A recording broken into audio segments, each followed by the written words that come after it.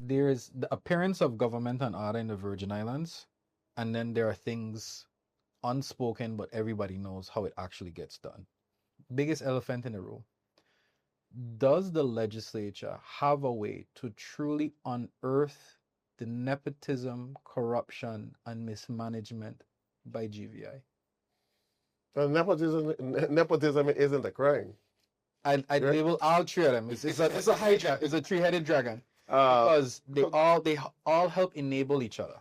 and that is why you're supposed to have these hearings. Mm. The hearings are supposed to be able to weed out or try to stop any possible corruption, because they know that their eyes looking at everything that they do. Have you felt pushback in your tenure in your career? Every day. Really don't say that. Don't ask that question. Leave that alone. But they have learned that it doesn't make sense to tell me that. Mhm. So I don't get the text. But a lot of people get the text. Yeah, you feel that. The texts are coming in like, back off. During the hearing. During the hearing, the texts come into senators, back off. I'm not going to get back off because I'm going to push more. If you tell me to back off, then I know you're hiding something. So I'm going to push more. But it is there. And even at that hearing, if you're a good observer, you can see a lot of things that's going on. The texts are coming into the table for the government. They were on the phone texting like mad during the hearing for Polly Joseph. So I know they were getting a lot of texts. Say this, don't say that. Say this, don't say that. But at the end of the day, the community is what is the entity that suffers. So I honestly don't believe in all of this trying to hide this or cover this. I tell people, listen, there was a commissioner that was my cousin. Nobody didn't know he was my cousin because he had a different last name. Mhm. But as soon as he got the position, I said, hey, do what you need to do. And make sure you're honest and you're doing the right thing, because I am not going to back off from asking you any question. And that was one time that I did get a pushback because I was questioning him, and a family member texted me and said, hey, that's your family, you need to back off.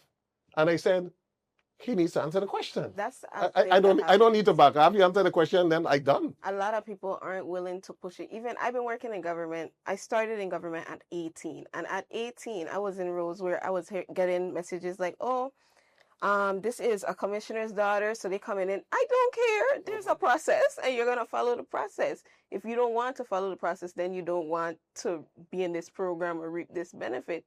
Because I find that more often than not, people are saying, well, this is already established. This is how things work. It's going to keep working like that because you're scared to push back. But I'm not scared, so we have to. I find more often that we're seeing people push back, but a lot of people who have been there aren't pushing back anymore. I don't know if it's that we're not willing, or it's just like, you know what, it's whatever. Tired. I think tired is a good word. I like your train of thought.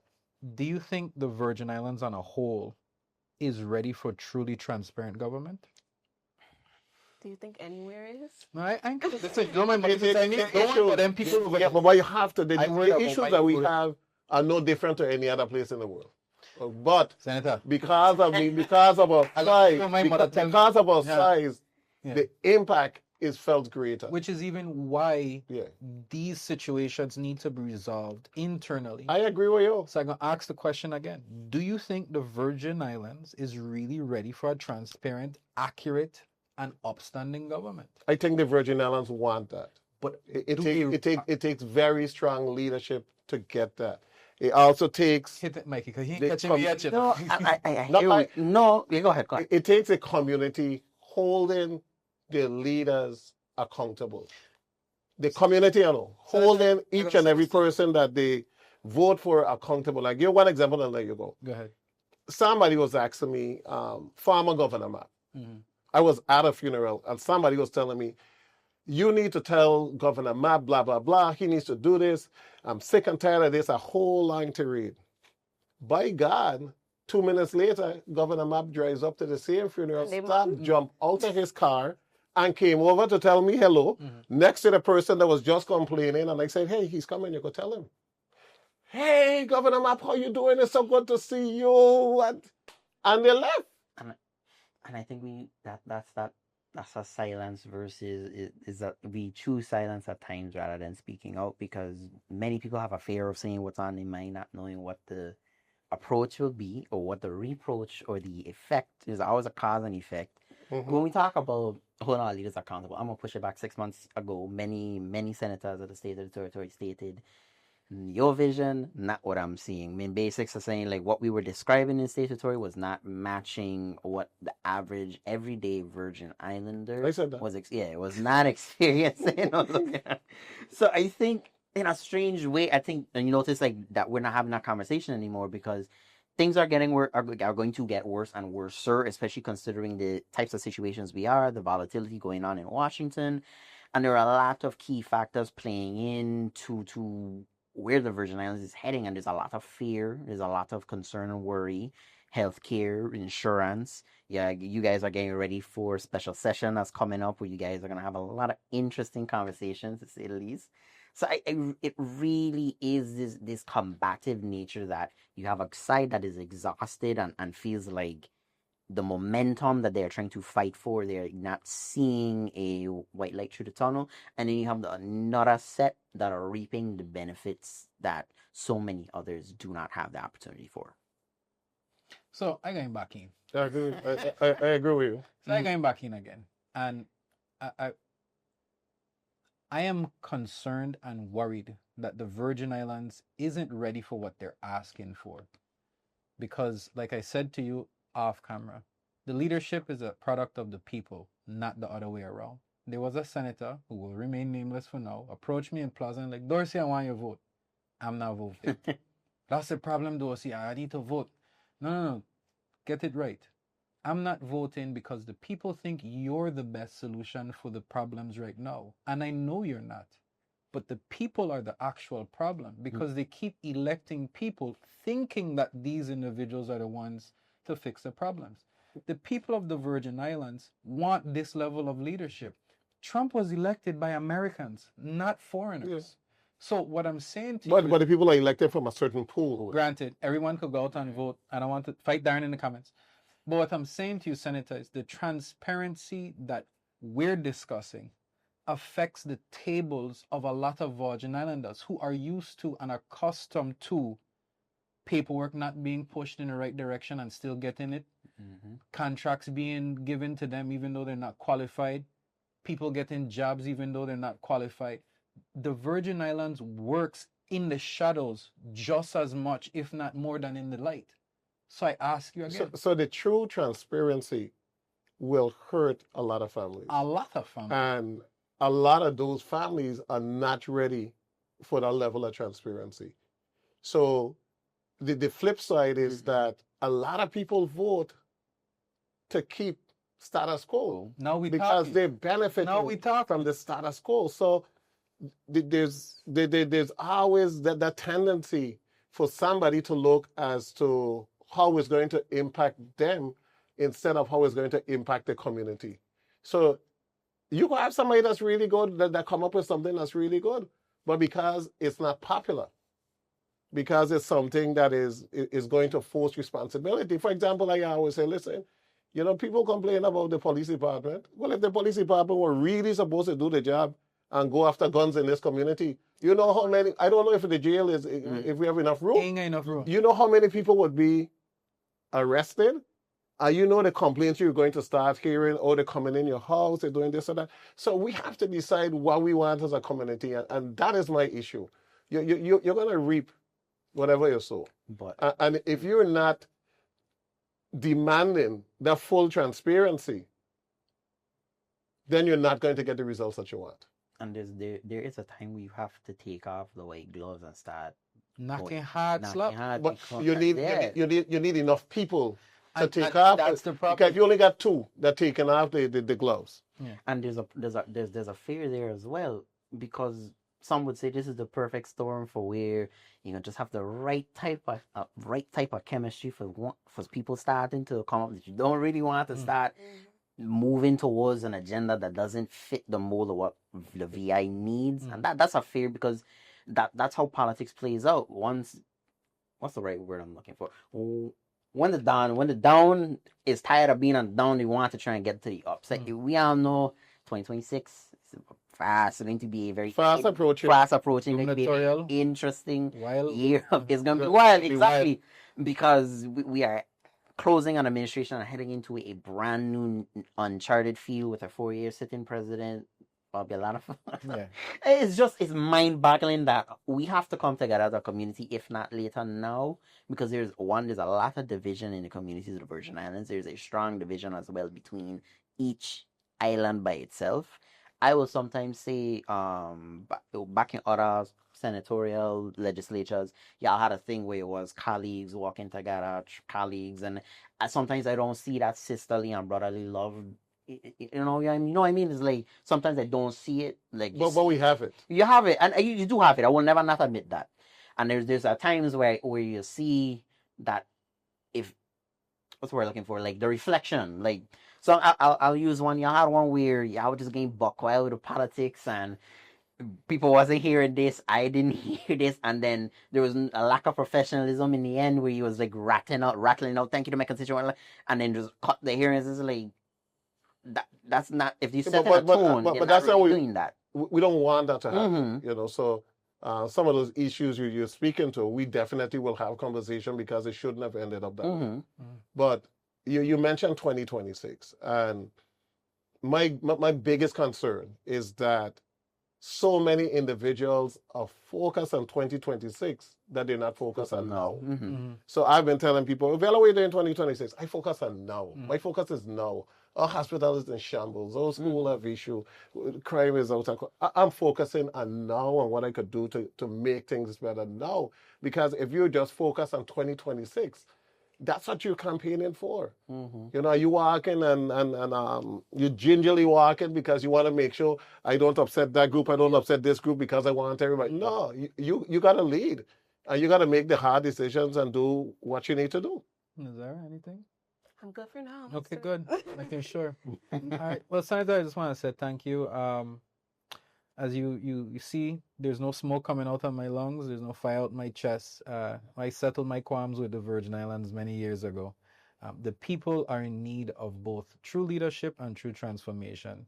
And I hope that you and your current colleagues, I hope you're listening, can be more transparent so that we can have more accountability. Because I think that's the ugly truth in the Virgin Islanders that we say we want, but we really don't want to swallow that pill. Because like we just discussed, people will lose jobs, people will be arrested, important people will lose their power and their position. And I don't feel like the Virgin Islands is ready for that earthquake yet. I would want us to go through that.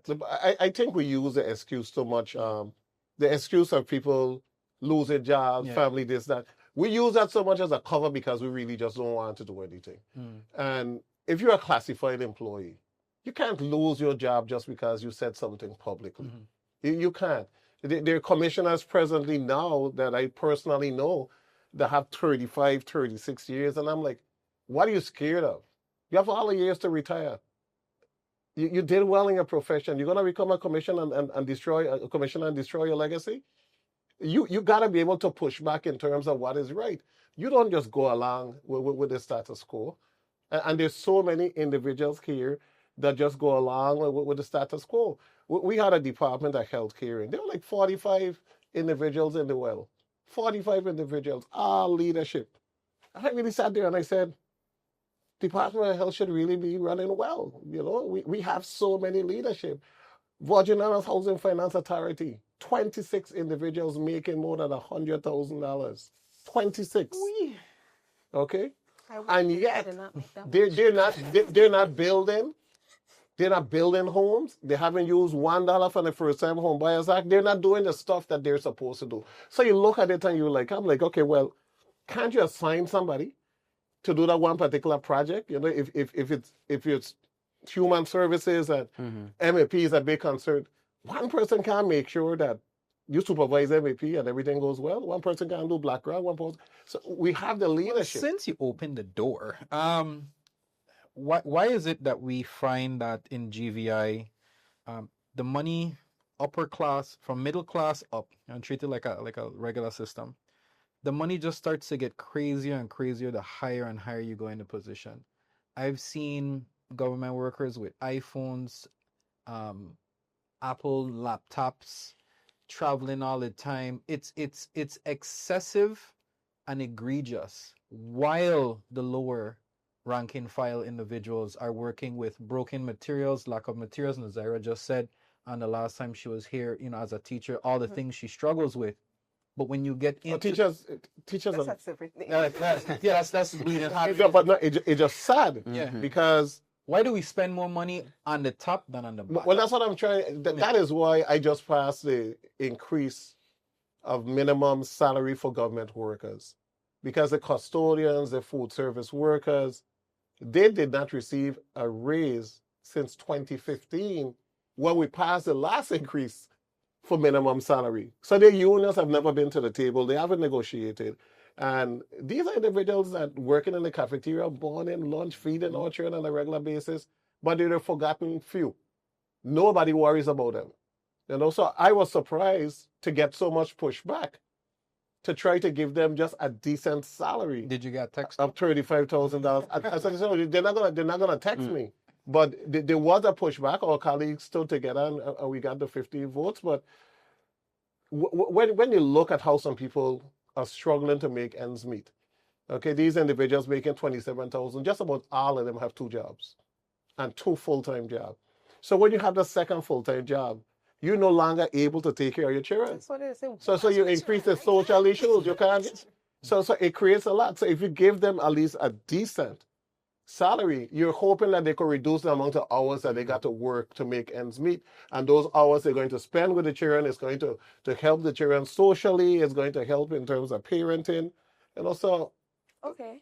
So in speaking of the 15 votes to pass that, we spoke about the role of a senator earlier. If somebody's watching and let's say this is their first time voting, they didn't get the civics textbook, what would be your Sparks Notes version of the role of a senator so that they would be informed? As I told you, the role is really, and that was a good bit, to pass bills. That's the first. To create a balanced budget and to deal with all nominations for boards and commissionerships and directors. In a nutshell, that is what and to hold the government accountable. We're the check and balance for the executive branch. The judicial branch, if there's a quarrel and nobody could decide who is right or wrong, then they're the branch that's going to clear that up. But unfortunately, and I'll go back a little bit. We got a little time. I'll go back a little bit. We voted for our first governor in 1970, right? So we're a young government. Very much so. We're like a baby, like a 4-year-old baby. You look at other places, Greece and London and all of that. They have had established government for hundreds of years. So this and have had revolts. Yes, throughout that period. So we're like in the baby step. When we started back in the 70s, we had distinct parties that were very active. So you had the Republicans. First governor was a Republican. Second governor, ICM, Cyril King. Yep. Third governor, Wang Louis, ICM. The fourth governor, Farley. But within that time period, every single one of them were campaigning, getting the points out, and holding the next party accountable. So there was that accountability. You look at Washington, the Democrats, the Republican, each tried to hold the next one accountable, they're back and forth. In the Virgin Islands, it's predominantly Democratic, right? So we have a Democratic majority of 12 and 3 independent senators. They're not even a party, they're independent senators. So in order to have check and balance, the Senate must realize that that's their role. Despite the fact that you're the same party, your job is to provide check and balance. Because that's the overall goal of the legislature. Throughout the last couple of years, it has become a bit harder because they believe that Democratic Congresswoman, Democratic Governor, Democratic Senate, everybody just needs to sing from the same playbook. But a lot of times, they're not even analyzing as to what that playbook is. So there's an issue coming up, and you don't get a position paper, you don't get any position. They would say, well, Dorsey is governor, and Dorsey says it's supposed to be blue, so it's supposed to be blue. And I'm saying, but maybe green is better. Well, we don't want to hear nothing Dorsey say it's supposed to be blue. Well, do a position paper, do something, give me some justification.